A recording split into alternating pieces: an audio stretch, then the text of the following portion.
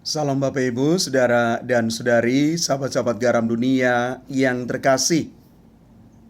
Selamat hari Minggu untuk kita semua. Ketiga bacaan suci hari ini bertemakan panggilan dan perutusan sebagai nabi, rasul, dan gereja sebagai umat pengikut.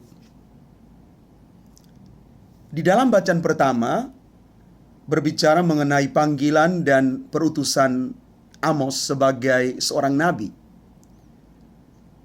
Bacaan kedua, bicara tentang panggilan dan perutusan gereja.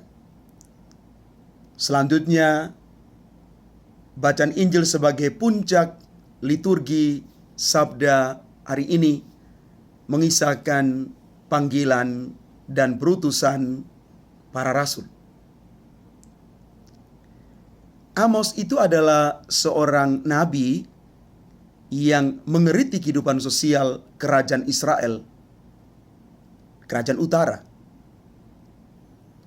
Kerajaan Israel waktu itu sedang mengalami tingkat kemakmuran yang luar biasa. Tetapi kemakmuran itu hanya dinikmati oleh segelintir orang saja.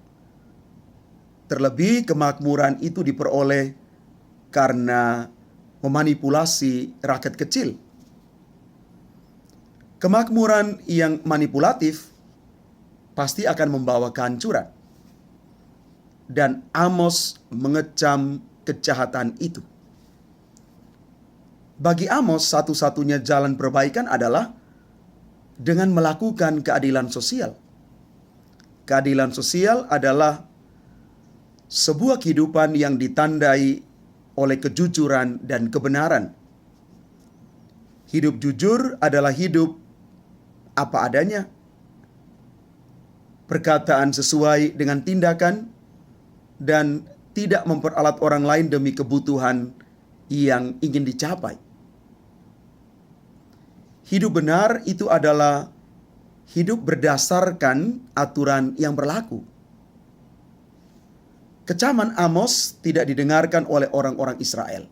Akibatnya mereka hancur karena dibuang ke Asyur tahun 722 sebelum Masehi.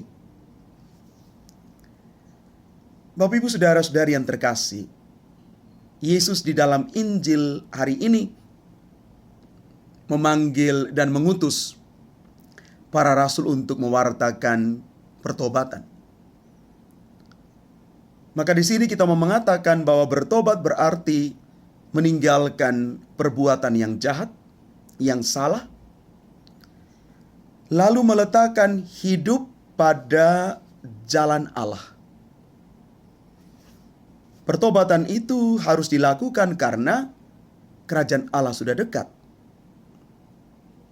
Injil Markus bab 1 ayat 15. Yesus Kristus adalah tanda kehadiran Allah itu. Dia hadir, Yesus hadir membawa kerajaan Allah untuk kita. Gereja pada dasarnya adalah kumpulan orang-orang yang percaya akan Yesus Kristus. Maka bagi Rasul Paulus, gereja itu ada karena orang dipanggil dan diutus oleh Yesus sendiri. Kepada gereja di Efesus, Rasul Paulus mengajak mereka untuk menjadi utusan yang mewartakan cinta kasih, karena gereja itu telah mengalami kasih karunia Allah secara cuma-cuma.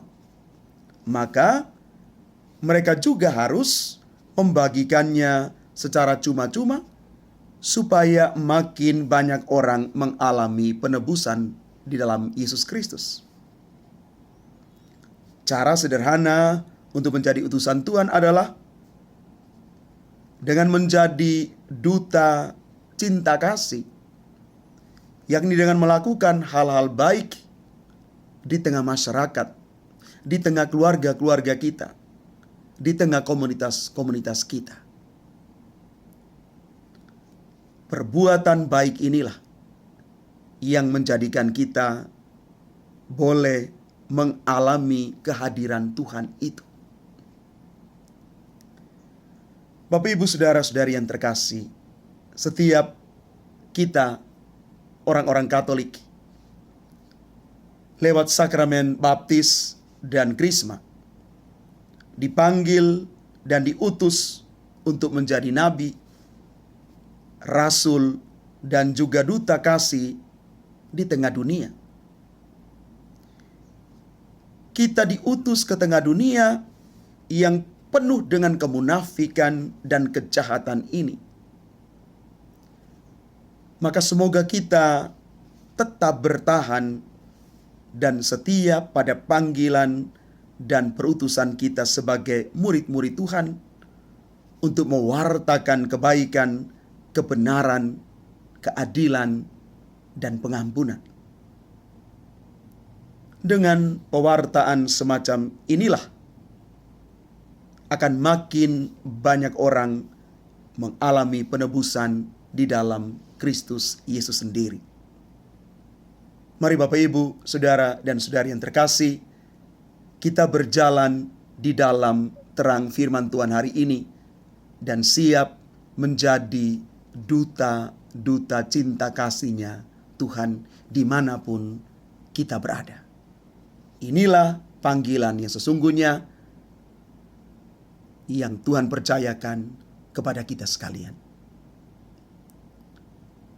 Tuhan memberkati kita. Amin.